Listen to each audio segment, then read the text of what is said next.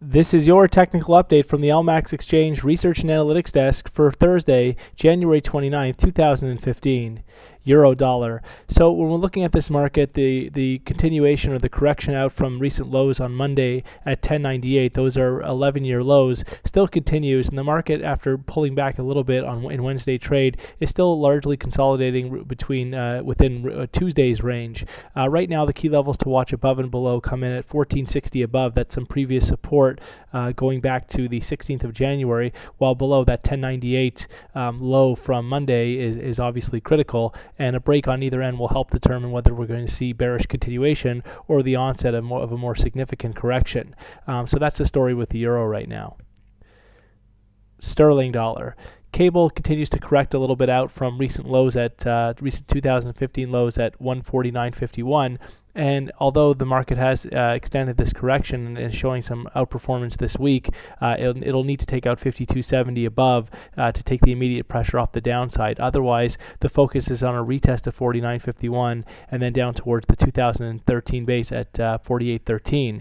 But a break above 52.70 would open the door for more significant correction towards some more medium-term previous support at 154.85. Dollar yen. Dollar yen continues with its consolidation. Nothing much really going on here at the moment. Key support comes in at 115.55, and key resistance is at the December 7-year high at 121.85. But ultimately, given the fact that this market is locked within a more intense uptrend, the expectation is that we'll eventually see a break of this consolidation to the upside with a push above 121.85 to expose 125 further up. Euro Swiss. So Euro Swiss continues to extend its recovery off of that post SNB shock, with the range post shock between 97.10 and 102.50 being broken this week, and the market now exposed for a fresh measured move upside extension towards the 107 area. Really, any setback should now be well supported ahead of the parity level. Aussie dollar. Aussie dollar continues to extend its declines, with the market now focused on a test of the next measured move downside objective at 77. Really, any rally should continue to be very well capped by the psychological barrier at 80, with only a breakback above 82.95 to compromise the immediate bearish outlook. Dollar CAD. Dollar CAD continues with its surge to plus 5-year highs all the way up above 125. But again, it's worth noting that technical studies here are severely overextended, and the market really is due for some form of a minor correction before the bullish uptrend reasserts. The 10-day moving average would be the most likely candidate for an ideal higher low, and that right now comes in around the 123 area.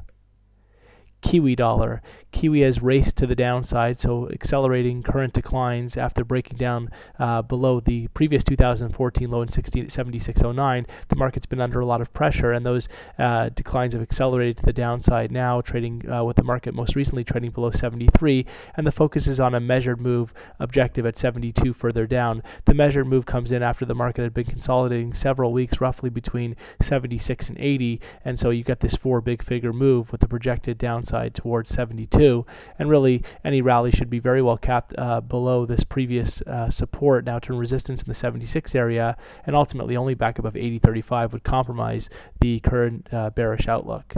SPX 500. The S&P 500 continues to show signs of topping, and this will be confirmed if the market can break and close below that low that we saw on the 16th of December at 1968. A break below 1968 would expose a move down towards the October base at 1820 further down. Inability to take out that level will continue to keep this market chopping around, but only back above 2070 would compromise this toppish outlook and expose a retest of the record highs from December at 2100, or just shy of 2100. Gold. Gold continues with its rally post the break of 1256, and although the market's consolidating in recent sessions, it's been very well supported on dips, and the focus now is on a test of the July high, the July 2014 high at 1345. Really, any setback should now be supported by that previous resistance at 1256, while only back below the 1217 area would compromise the newly adopted bullish outlook for this market. That's all for today.